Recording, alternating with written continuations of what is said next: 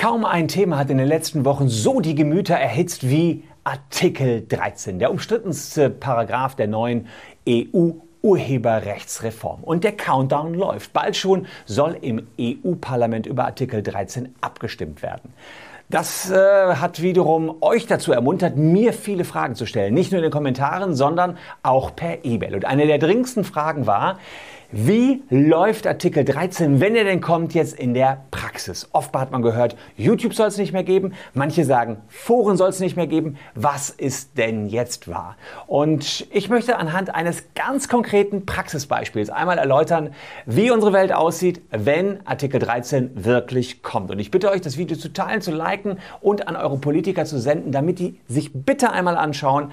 So greift Artikel 13 sogar in die Rechte der Urheber ein, die Artikel 13 gerne stärken möchte.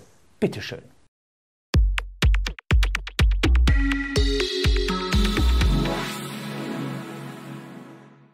Hallo, ich bin Christian Solmecke, Rechtsanwalt und Partner der Kölner Medienrechtskanzlei, und eins möchte ich vorab sagen. Ich bin sehr wohl der Meinung, dass die großen Plattformen wie YouTube, Twitter, Facebook etwas abgeben müssen von ihren Milliardengewinnen an die Urheber, weil es zugegebenermaßen immer mal wieder Urheberrechtsverletzungen dort gibt und die auch nicht so ganz in den Griff zu kriegen sind. Ich bin aber nicht der Meinung, dass dieses Ziel mit der neuen EU-Urheberrechte-Richtlinie erreicht werden kann. Und warum ich nicht der Meinung bin, das zeige ich euch jetzt, denn ich habe einfach mal Artikel 13 genommen, die Normen aus Artikel 13 genommen und in die Praxis umgewandelt. Ich habe das schon mal am Rande eines Videos gemacht, aber weil ihr euch alleine ein Video gewünscht habt, wie sieht Artikel 13 in der Praxis aus, möchte ich das hier mal tun. Der eine oder andere, der hat es schon mitbekommen. Ich habe in meinen Studienzeiten noch rund um das Jahr 2000 eine Fotodatenbank gegründet, und diese Fotodatenbank heißt Pix.de, P-I-Q-S.de. Ihr seht sie hier. Die Idee kam mir, als ich in Harvard war, und an der Harvard Law School hatte Lawrence Lessig die Creative Commons Lizenz vorgestellt, die ihr jetzt schon kennt. Die ist fast, ja, ich glaube, das sind knapp 20 Jahre alt. Und ich dachte, das ist eine coole Lizenz. Als Jurist konnte ich das so ein bisschen schon einschätzen. Ich will Fotos unter der Creative Commons Lizenz anbieten. Und wir waren tatsächlich in Deutschland zumindest eine der ersten Plattformen, die das gemacht haben. Und in den letzten Jahren haben wir rund 200.000 Fotografien unter die Creative Commons Lizenz genommen. Und das sind Fotografien wie hier dieser Tukan, den die Nutzer hochgeladen haben auf Pix.de. Und Pix.de ist ein Projekt, mit dem ich etwa, ich würde mal sagen, 30, 40 Euro im Monat verdiene. Wir haben so ein bisschen Werbung da drauf über Kooperationen, aber naja, richtig lohnen tut es nicht. Aber man muss schon sagen, damit, dass, sagen wir mal, 50 Euro im Monat übrig bleiben, ist das ein kommerzielles Projekt und fällt voll in die Richtlinie und voll unter Artikel 13. Und ob wir dieses kommerzielle Projekt Pix.de noch weiter betreiben können, da schauen wir jetzt mal drauf. Und jetzt schon mal der Hinweis: Es gibt das, was ihr hier bei Pix gerade gleich erfahren werdet, hat auch jedes Forum, jedes normale, stinknormale Diskussionsforum, wo eben urheberrechtlich geschützte Werke, Texte zum Beispiel, hochgeladen werden können. Ja, also das bitte immer im Kopf haben. Was ich hier für Pix durchspiele, gilt auch für jedes Forum-Postings. Und mich hat eine Initiative angeschrieben, die einen Verbund von Foren bildet. Ich habe das euch hier drunter mal verlinkt. Und die sagen: Liebe Foren, schließt euch an, Foren gegen Artikel 13. Und das passt also sehr schön auch auf Pix.de. Ich kann schon mal sagen, welche Probleme ich mit Pix in der Vergangenheit hatte. Urheberrechtsprobleme, das waren genau 3. 3-mal ist mir hier ein Ei ins Nest gelegt worden. Man sieht jetzt hier den Upload-Button, da kann man im Prinzip alles hochladen, und jetzt kann man da auch etwas hochladen, in dem man keine Rechte hat, und genau darum geht's. 3-mal ist das bislang passiert, und es galt das bisherige Regime. Ich bin als Betreiber von Pix darüber informiert worden vom Urheber, der hatte seine Bilder entdeckt und gesagt: Hier auf Pix.de sind illegale Bilder, die gehören mir. Nenne uns bitte den Fotografennamen, nenne uns seine IP-Adresse und nenne uns seine E-Mail. Und dann löscht du bitte das Bild. Wir haben die E-Mail-Adresse genannt, das muss man wohl auch. Die Frage liegt gerade beim Europäischen Gerichtshof, habe ich mein eigenes Video zu gemacht. Wir haben aber nicht die IP-Adresse genannt, muss man wohl nicht. Aber zumindest haben wir Informationen rausgegeben, so wie das im Rahmen der Rechtsprechung jedenfalls immer gesagt worden ist. Und vor allen Dingen haben wir das Bild gelöscht. Das ist genau in jetzt ungefähr 18 Jahren 3-mal passiert. Dreimal kam also ein Urheber an. Jetzt ist es schon so, dass möglicherweise unter den 200.000 Bildern noch Bilder sind, die ebenfalls rechtsverletzend sind. Und darum geht es ein bisschen bei Artikel 13. Da heißt es halt, naja, aber die Urheber, die finden das vielleicht gar nicht, Christian. Und insofern können die ja gar nicht zum Löschen auffordern und deswegen sollst du Lizenzen vereinbaren mit allen Urhebern der Erde. Da sind wir schon mittendrin in Artikel 13. Ja, ich gebe euch recht. Ich weiß natürlich auch nicht, was da hochgeladen worden ist. Nach dem jetzigen Regime muss ich nur löschen, wenn ein Urheber hier sein Bild entdeckt. Und das könnte man ja sagen, warum sollten die Urheber da suchen? Naja, das machen die Urheber nicht pro Plattform, sondern die haben große Crawler, die crawlen sich durchs Internet und würden dann auch Pics finden, sagen, löschen, wir löschen und alles ist gut. Bei YouTube geht es sogar noch weiter, da wird dann gesagt, wir wollen die Monetarisierung übernehmen, dann wird nicht mal gelöscht, sondern die Urheber haben direkt ihr Geld. Noch feiner. Ja, das Content-ID-System bei YouTube kann das jetzt schon. Das ist aber alles Schnee von gestern, beziehungsweise aktuelle Rechtslage, die sich bald überholen könnte, wenn Artikel 13 denn kommen sollte, so wie er vereinbart worden ist. Also gucken wir weiter. Kann ich Pics künftig noch anbieten? Dazu muss ich sagen, dass ich schaue jetzt in Artikel 13 rein, in Artikel 13 die Pflicht haben, so steht es hier drin, mit allen Rechteinhabern Lizenzverhandlungen zu führen. Ja, ein Anbieter von Online-Content-Sharing-Diensten, das sind wir, muss eine Genehmigung einholen, ja, von den Rechteinhabern. Sprich, und das ist das, was ich nicht müde werde zu betonen, ich gehe jetzt hier nochmal auf Datei auswählen, Upload, und damit dieser Upload, den ihr seht, Datei auswählen, und ich habe es jetzt hier mal vorbereitet, da habe ich das schon alles benannt, ein Foto von mir selbst, also was ich geschossen habe ich schon hier reingespeckt, das war so ein Foto vom Strand in Zautelande, lade ich jetzt mal hoch, da habe ich dann nicht genügend Text eingegeben, ne, gebe ich noch Strand ein, da ist das Foto gemacht worden, und lade jetzt das Foto hoch, jetzt wird das Foto hochgeladen, so.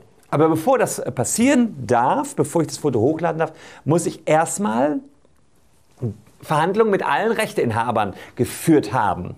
Das ist total paradox, weil diejenigen, die die Fotos gemacht haben, wollen ja gerade unter der Creative Commons Lizenz mir das Bild geben, liebe Politiker, die das Video hier sehen. Versteht ihr? Hier wird gerade ein Bild hochgeladen, was jemand gemacht hat. Und er darf es aber erst dann hochladen, wenn ich als Plattform Pics vorher Verhandlungen mit allen Rechteinhabern, so jedenfalls Artikel 13 Absatz 1 der Erde, Fragezeichen, durchgeführt habe. Vorher darf da überhaupt nichts hochgeladen werden. Ja, das finde ich relativ schwierig. Ja, ich weiß es gar nicht. Ich hänge jetzt in der Situation, mit wem ich jetzt verhandeln soll und warum eigentlich auch. Nur weil dort eventuell mal 3 Bilder hochgeladen werden, die da nicht hingehören, ja, weil zum Beispiel hier dieses Foto, was wir auf der Startseite haben von dem Tukan, möglicherweise nicht von dem Fotografen Dreamseller erstellt worden ist. Ja, dafür soll ich jetzt Verhandlungen führen mit allen Rechteinhabern und hoffentlich ist dann auch der Originalrechteinhaber dieses Tukans dabei. Versteht ihr diese Idiotie, die dahinter steckt und diese Unlogik? Und deswegen hoffe ich, dass die Politiker das jetzt mal versuchen durchzuspielen und bitte sich auch die Mühe machen, das tief zu denken und nicht einfach nur da zu sitzen und sagen, ne, wir haben uns alles schon mal durchdacht, ist jetzt so. Bitte geht auf pix.de, guckt euch die Bilder an und überlegt, was das jetzt für einen kleinen Anbieter wie uns bedeuten würde, dass ich jetzt Verhandlungen mit allen Rechteinhabern der Erde führen muss. Nummer 1. Alle Verhandlungen, alle Rechteinhaber der Erde müssen geführt werden. So, das war das eine, was ich schon krass finde. Hier sind ja eigentlich, wir führen ja schon Verhandlungen mit dem Uploader. Der muss nämlich hier, wenn man auf Upload klickt, sagen, ich bin mit den hier unten, hiermit bestätige ich die Nutzungsbedingungen. Theoretisch würde ich ja sagen, ich führe damit ja Verhandlungen. Aber das reicht ja nicht aus, denn sonst hätten wir die ganze Diskussion nicht. Ich soll ja nicht Verhandlungen mit einem Rechteinhaber führen, sondern mit allen Rechteinhabern. Ja? Weil einer jetzt was hochladen will, muss ich vorher mit allen Rechteinhabern der Erde Verhandlungen führen. Ich habe keine Ahnung, wie das laufen soll. Ein bisschen, muss ich sagen, könnte sich etwas aus Artikel 9a, der ist jetzt auch geleakt worden. Neuerdings werden ja Richtlinien nur noch geleakt. Ja, also nicht mehr offiziell, ganz überall veröffentlicht. Nö, ganz geheim, alles so aus Secret. Unsere Gesetze sind Secret, darf keiner wissen. Ja, muss sich aber jeder daran halten. Also 9a, gerade geleakt worden. Da geht es so ein bisschen darum, dass es so globale Verwertungsgesellschaften geben soll, die wiederum Rechte für alle Urheber vermutet haben, der Welt vielleicht oder der EU, weiß, ganz schwer zu lesen, dieser Artikel. Und vielleicht muss ich nur mit diesen Verwertungsgesellschaften, die dann noch zu gründen werden, Verhandlungen, an die irgendwas zahlen. Aber auch da muss man sagen, warum denn eigentlich was zahlen? Denn auf meiner Plattform werden ja zu 99% nur Fotos hochgeladen, die von den Urhebern kommen. Und diese Urheber wollen ja hochladen. Und künftig, da komme ich gleich noch zu, werde ich das alles nicht mehr anbieten können. Und da habe ich doch den Kreativen keinen Gefallen mehr mitgetan. Die Kreativen wollen doch gerade, dass ihre Bilder hochgeladen werden, Creative Commons Lizenz, sie werden verbreitet, die Menschen werden bekannt, das ist der Lohn der Kreativen. Jetzt kann man sich streiten, ob Creative Commons Lizenzen gut sind, aber die hier was hochladen, die bei Pix was hochladen, die finden Creative Commons Lizenzen gut und die Bilder verwenden für ihre Blogs oder was auch immer, finden Creative Commons Lizenzen auch gut. Also, so viel erst einmal zu diesen Verhandlungen mit allen Rechteinhabern. Ich weiß noch nicht ganz genau, wie das bei 9a kommen soll. Also bei uns macht es jedenfalls keinen Sinn. Vielleicht macht es für YouTube Sinn, diese Verhandlung mit allen Rechteinhabern. Aber dann müsste ja bei YouTube alles hochgeladen werden können, was jeder will. Das klappt aber auch wiederum nicht. Man sagt zwar, wenn etwas nicht kommerziell dann hochgeladen wird, ist das alles abgegolten durch die Verhandlungen. Ja, meine Güte, was ist denn dann, wenn plötzlich ein kleiner Mensch dort einen Kinofilm hochlädt, der ist nicht kommerziell, der lädt alleine hoch, soll das dann auch abgegolten sein? Oder sind dann da vorher die Lizenzverhandlungen gescheitert? Ehrlicherweise, ich weiß es nicht. Ich weiß es nicht und ich kann es aus diesem Paragraphen Artikel 13 nicht rauslesen. Also schwierig. Und jetzt ist die Frage, nächster Punkt, wir kommen jetzt nicht in die Haftung. Ja, wir kommen nicht in die Haftung, das sagt Artikel 13 Absatz 4. Erstens, wenn wir alle Anstrengungen unternommen haben, eine Genehmigung zu erhalten. Ja, muss ich sagen, wir haben alle Anstrengungen unternommen. Wir haben eine Ausschreibung gemacht, wer will mit uns in Vertrag gehen. Vielleicht würden wir das hinkriegen, schon schwierig. Und zweitens, indem wir die Nichtverfügbarkeit bestimmter Werke gewährleisten, die uns die Urheber gemeldet haben. So, jetzt möchte ich das mal durchspielen. Sagen wir mal, dieser Tukan, bei dem bleiben wir jetzt auch einfach mal, den ich gerade auf der Startseite hatte, ja? Dieser Tukan. Sagen wir mal, dieser Tukan wäre von einem professionellen Fotografen und der möchte eben nicht, dass auf einer Bilddatenbank wie pix.de dieser Tukan hochgeladen wird. Ja? Um es ganz klar zu machen. Was muss er jetzt machen?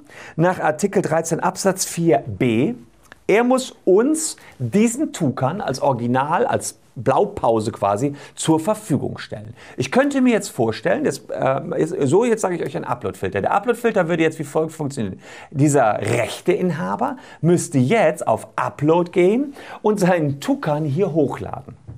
Damit er bloß nicht nochmal hochgeladen wird, wird er hier über so einen Upload, der aber nur für den Upload-Filterbereich ist, hochgeladen. Damit haben wir erstmal die Blaupause, das Gegenstück. Das wird niemals veröffentlicht, weil es nur dafür da ist, zu erkennen, was noch illegal hochgeladen werden soll später. Also hier links habe ich meinen Tukan über diesen Upload, den ihr gerade gesehen habt, schon hochgeladen. Jetzt aber kommt irgendein illegaler Tuppes, der versucht genau diesen Tukan hochzuladen und matcht. Und mit diesem Match wisst ihr dann, okay, hier ist eine große Gefahr.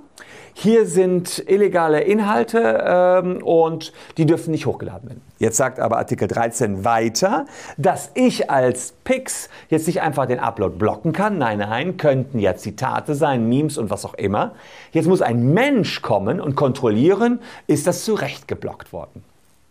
Jetzt stelle ich den Politikern, die hoffentlich dieses Video schauen, also teilt bitte weiter das in den sozialen Netzwerken, dass die Bude kracht und dass sich das wirklich mal einer anschaut, was das alles bedeutet. Jetzt stelle ich mir schon die Frage, ich gucke hier nochmal auf meinen Tukan, derjenige, der die Blaupause hochgeladen hat, der behauptet ja nur, der Rechteinhaber zu sein. Wie soll ich als kleiner Plattformbetreiber von pix.de denn jetzt wirklich wissen, ob er der Rechteinhaber ist? Keine Ahnung. Auch wenn jetzt der Upload-Filter da ist, alles fein. Da kann ja Hinz und Kunz irgendjemand was hochladen. Genauso wie jetzt bei Pix und bei den ganzen Plattformen auch schon jeder irgendwas hochladen kann, sehe ich die gleiche Gefahr, dass sich Leute irgendwelche Rechte berühmen, die sie gar nicht haben, wenn wir diese Upload-Filter haben. Halt, Upload-Filter soll es ja nach Meinung der CDU gar nicht geben. Das steht ja so nicht im Gesetz drin, sondern nur Erkennungssoftware.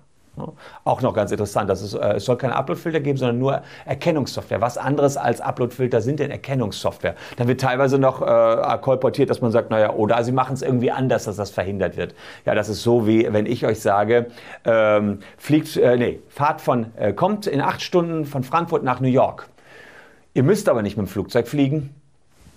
Wie denn sonst, liebe Leute? Es gibt keine andere Chance, in 8 Stunden von Frankfurt nach New York zu kommen, außer mit dem Flugzeug. Und genau das Gleiche gilt quasi hier auch. Ohne Upload-Filter wird es nicht funktionieren. Also, Problem Nummer 2, was ich habe. Ich weiß gar nicht, wer hier hochgeladen hat. Jetzt ist natürlich mein Fotograf, den wir hier gerade hatten, dieser Tukan-Fotograf von der Startseite hier gerade, der wiederum... Der hat natürlich nicht nur ein Foto, was er mir hier hochladen will. Nein, er hat im Zweifel, würde ich mal sagen, was hat so ein Fotograf? Vielleicht 11.000 Fotos. Und er würde dann alle 11.000 Fotos hier hochladen müssen. Und das führt zu 2 Problemen. Das führt zum ersten zu dem Problem, dass ein Fotograf, der jetzt über diesen Upload, wo man eigentlich nur ein Bild immer hochladen kann, ziemlich lange beschäftigt wäre, bei Pix jetzt alle seine 11.000 Bilder als Blaupause hochzuladen. Nummer 1, schon sehr schwierig. Das führt bei mir, bei Pix, zum Problem, dass ich gar nicht weiß, wie ich all die Bilder speichern soll. Ja, also 11.000 Bilder zu speichern, würde uns vor größere Herausforderungen stellen. Ja, also auch das nicht ganz simpel. Und da ist quasi jetzt die erste Schwierigkeit, dass ich gar nicht so genau weiß, wie das gehandelt werden soll. Vielleicht könnte man ja so einen generellen EU-Upload-Filter mit allen Inhalten der Erde, mit allen urheberrechtlich geschützten Fotos, ja, da könnt ihr alle eure iPhone-Fotos hochladen, dann weiß ich zumindest, die darf ich nicht bei Pix hochladen. Ihr seid ja alle Urheber, theoretisch müsstet ihr jetzt alle eure Blaupause da hochladen, wenn es euch wichtig wäre, dass bei Pix, bei mir jedenfalls, das Bild nicht nochmal hochgeladen wird. Dann wiederum kommt der Matching-Prozess. Was ist, wenn jemand von dem Tukan hier wieder, ich will es ganz plastisch machen, nur die Nase hochlädt? Wäre ja auch eine Urheberrechtsverletzung. Da muss der Filter das irgendwie erkennen. Solche Filter gibt es, sind aber relativ teuer. Ich habe nur gelesen, der Google hat für den Content-ID-Filter fast 100 Millionen ausgegeben. Sprich, wir werden wahrscheinlich Filter von Google lizenzieren müssen. Keine Ahnung, was man zahlen muss, wenn man so einen 100 Millionen Filter auf so einer Plattform wie Pix.de lizenzieren muss. Und ehrlicherweise, da ist der nächste Hinkefuß. Ich habe euch vorhin gesagt, ich mache 50 Euro Gewinn hiermit. So ein Filter wird niemals unter 1.000, 2.000 Euro kosten, so komplex wie das ist. Schon gar nicht, wenn es ums Hosting der ganzen Sachen geht. Und auch da wieder sage ich, das kann ja nicht sein, dann kann ich ja nur noch eins machen, ich mache dicht. Und genau das Gleiche gilt übrigens auch für all die Internetforen, wo eigentlich nur diskutiert werden soll. Die können auch einfach nur noch dicht machen, weil es sich nicht lohnen wird. Und die Frage ist, ob wir damit mehr oder weniger Kreativität haben. Ich würde ja mal sagen, weniger Kreativität, weil wir hier eine Einschränkung haben und im Endeffekt uns doch wieder blocken. Also das wird alles so nichts geben. Und ich frage mich natürlich, welcher Fotograf kommt jetzt ernsthaft an, sucht sich die ganzen Fotoplattformen der Europäischen Union, was Tausende sein werden, und lädt bei jeder Fotoplattform wieder Tausende Fotos hoch, liebe Politiker. Was ist das für ein komisches Konstrukt, was da geschaffen worden ist? Wir brauchen Upload-Filter, die sowieso keiner nutzen wird. Vielleicht wird es das Thema geben bei YouTube, bei Flickr, bei den ganz Großen, aber doch nicht bei den ganzen Kleinen. Und man muss auch sagen, klar sind wir klein, aber wir sind länger als 3 Jahre am Markt. Und das führt dazu, dass uns die volle Härte des Gesetzes trifft. Upload-Filter oder dicht machen. Keine andere Chance, das ist kein Populismus, das ist einfach Gesetzesauslegung und Praxis und Gesetz mal zusammengeführt. Ich habe noch keinen Politiker gesehen, der so ein Beispiel, wie ich es jetzt hier mache, mal komplett durchgespielt hat. Ich glaube auch nicht, dass die ganzen Fotografen das machen werden und überall hochladen werden. Um es also ganz konkret zu sagen, die beiden Dinge, die ich bei Artikel 13 tun muss, in der Praxis, um aus der Haftung wieder rauszukommen, kann ich gar nicht tun. Die erste Sache wäre, ich müsste hier völlig unsinnige Verhandlungen mit allen Rechteinhabern der Erde führen, Das ist übrigens auch unsinnig bei Foren, wo auch normalerweise nur Diskussionsbeiträge sind. Auch die müssten mit allen Rechteinhabern der Erde irgendwelche Verhandlungen führen. Finde ich echt strange. Und in einem zweiten Schritt müsste ich auch noch irgendeine Blaupause-Datenbank haben, mit der dann abgeglichen werden kann, was ansonsten da hochgeladen wird, und dann soll es zu einem Stop kommen, wo ich aber gar nicht weiß, ob der Uploader der Blaupause die Rechte dazu hat. Und das sehe ich im Moment einfach als die Mega-Hürden von Artikel 13, auch wenn ich in der Sache allen Kreativen zustimme. Und das übrigens schon seit Jahren, dass YouTube, Facebook und Co. viel Knete machen mit Urheberrechtsverletzungen der Nutzer, die da vielleicht RTL-Schnipsel oder was auch immer hochladen. Und dass ich auch der Meinung bin, die müssen was abdrücken. Aber bitteschön nicht so abdrücken. Und damit das verhindert wird, kommt alle zur Demo am 23. März. Und da werde ich auch sein. Wahrscheinlich werde ich dort auch reden, so wie es im Moment aussieht. Und vielleicht kann ich da in Kurzform nochmal den Teilnehmern darlegen, wo ich die wirklichen Probleme von Artikel 13 in der Praxis sehe. Wir planen übrigens auch noch einen Talk mit mehreren YouTubern. Und wir laden die Politiker, die für Artikel 13 sind, herzlich dazu ein, mit uns in den Talk zu kommen, gerne bei mir melden. Wir suchen dann noch Talk-Teilnehmer, allen voran Axel Voss natürlich, der wäre uns am liebsten. Ich habe ihn auch schon mal angeschrieben und gefragt, ob er da in den Talk kommt. Bislang noch kein Feedback, aber das jedenfalls noch nicht bis zum Dreh dieses Videos. Aber vielleicht ist er ja so, so drauf, dass er sagt, okay, ich möchte meine Sicht der Dinge mal darlegen, und vielleicht kann er auch die Sachen, die ich hier erklärt habe, mal aus seiner Sicht erläutern. Aber ich habe jetzt hier einfach Folgendes gemacht. Ich habe mir einfach das Gesetz genommen. Nicht mehr und nicht weniger. Ich habe gar nicht die ganzen Diskussionen genommen, die da draußen waren. Zum Beispiel hat jetzt jemand gesagt, naja, wenn du dir eine Genehmigung holst, bist du sowieso aus allem raus. Nee, aus allem raus bist du nur, wenn du dir eine Genehmigung aller Rechteinhaber holst, Verhandlungen führst und zusätzlich noch die Upload-Filter einsetzt. So sagt es nämlich hier Artikel 13, 4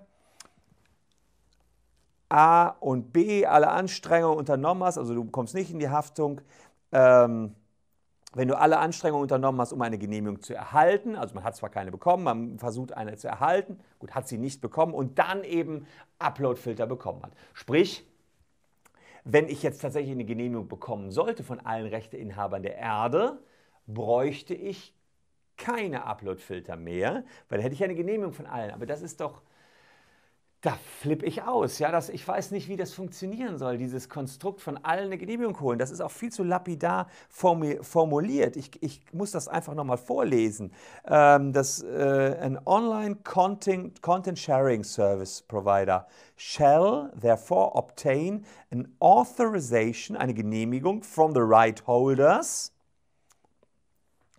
by concluding a license, for instance, zum Beispiel by concluding a license, beim Abschluss einer Lizenz, in order to communicate or make available to the public works or other subject matter, um die Werke öffentlich zu machen. Ja, also das wird keiner hinkriegen, keiner wird diese Weltgenehmigung bekommen, aber alle werden sich bemühen, diese Weltgenehmigung zu bekommen. Und wenn das der Fall ist, man hat sich um diese Weltgenehmigung bemüht, oder man hat es irgendwie mit Artikel 9 noch verwurstelt bekommen, da hoffe ich ja noch drauf, dann brauche ich nur diesen Upload-Filter, den aber keiner mehr nutzen wird. Und das wird dazu führen, dass man solche Plattformen wie Pix einfach dicht macht. Und deswegen sage ich, so geht es nicht.